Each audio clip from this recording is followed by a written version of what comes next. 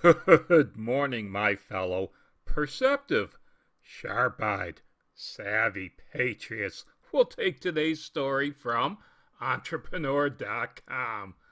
Look at this headline. Elon Musk rips into Joe Biden and the Canadian government. This is the path to tyranny! The Tesla CEO had some choice words for both the president and a new Canadian vaccine mandate, wrote Emily Rella. Well, Emily, it wasn't just what he wrote. He also memed very well, too. You didn't put that in the story, but I'll show it to you all a little bit later. Hell hath no fury like an Elon Musk scorned by the government. Well, we're all familiar with that saying, but actually, to correct you just a little bit, Emily, it's hell hath no fury like a woman scorned. It comes from William Congress's The Mourning Bride, 1697. And by the way, it's mourning as in grieving, not as the sun is just coming up. And William wasn't the one who came up with the idea. There were a couple of other authors that came out with similar quotes at the same time. It's been around in the English language at least as long as Chaucer. Chaucer probably got it from the Romans, who got it from the Greeks, who got it from the Minoans, who got it from going all the way back to cavemen, probably. Enough of that, though. Let's get on with the story. The ever-contentious tweeter took to the social media platform on Thursday to hit back at the Brandon administration after the former vice president spoke about the future of electric vehicles in America and seemed to have left off Musk Tesla off the list of impactful companies. Brandon didn't seem to leave off Tesla from the list. He did. Scrolling down just a little bit more. I meant it when I said the future was going to be made right here in America. Biden's original tweet said, companies like GM and Ford are building more electric vehicles here at home than ever before.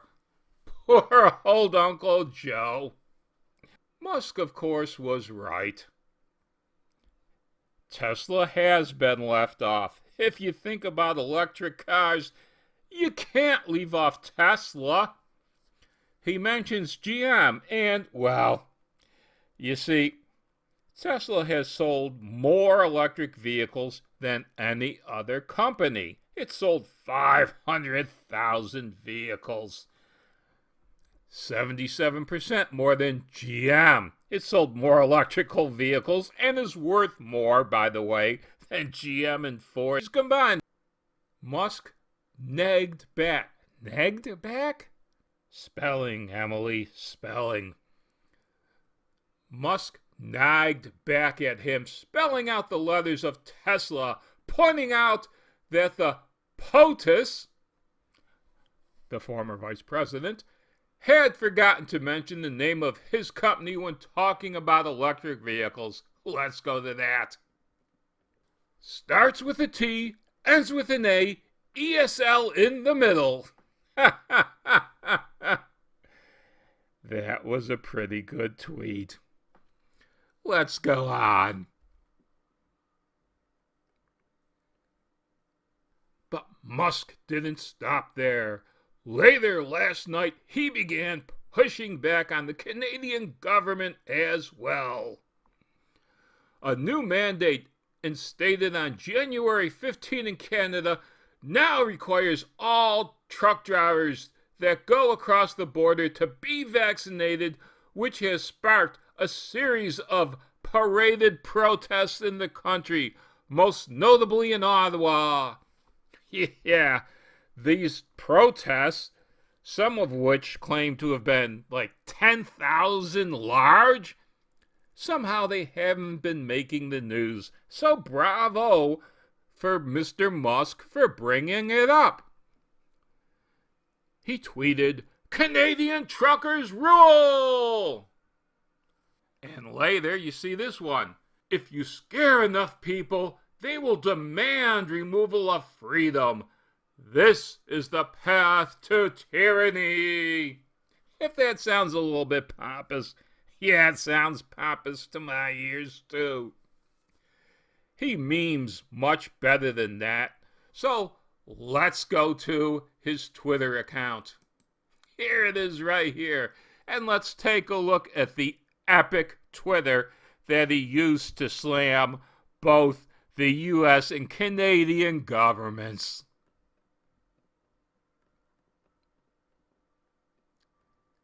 Here it is.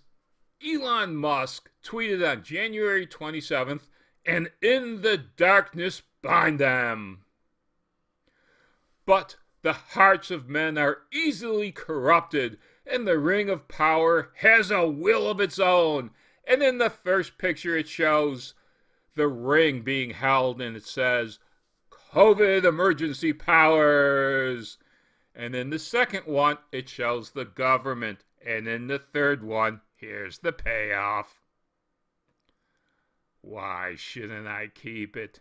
Indeed, we all know that the government, once it digs its little fingers into you, it never lets up.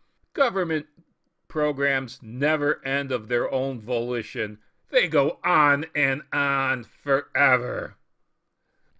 Now you might think I'm a Musk fan. I'm not really. Let's go to one last website. MarketWatch.com. I pick up a lot of investing news here. I go to a number of investing websites, and as you can see, Tesla is currently, well, over $850 a share, but it's down from its November and January peaks, and, well, there's a good reason for it. You see, Tesla does have a few problems. It's not profitable as a car company. It literally loses money on every single car it makes. How does it stay in business? That's easy. It sells regulatory credits, clean air credits. So if you've got this huge polluting company, say you have a coal plant, say you smelt steel, you can get fined by the government a bunch of money. So what Elon Musk does is his vehicles don't officially pollute the air. So he gets credits for every single one that comes off the line. He sells these credits to high polluting companies. Not a big favor of this credit system. It's just a way for companies to get around clean air laws. You should either enforce clean air laws or not have them on the books at all. These regulatory credits, it lets companies like Tesla operate. And like I said, I'm not a huge fan of Tesla cars. I think they're overpriced. I think that they aren't that well made. And if you need one fixed, well, the wait times for repairs are legendary for Tesla cars. It's not unusual to wait over 2 weeks to get a Tesla repaired under warranty. Even harder when it's out of warranty. And you can't work on a Tesla yourself either. Tesla doesn't give you any documentation on how to fix any of its electronics, and that's all Tesla is electronics. It doesn't even sell this information to other repair shops. So you either go to a Tesla authorized repair shop or you don't get your car fixed. That's the biggest reason I'm against Teslas. It's not their shoddy manufacturing. It's shocking for how expensive Teslas are. It's the fact that you don't really own your vehicle. How can you say you own your own vehicle when you can't even get it fixed except by Mr. Musk's Tesla representatives?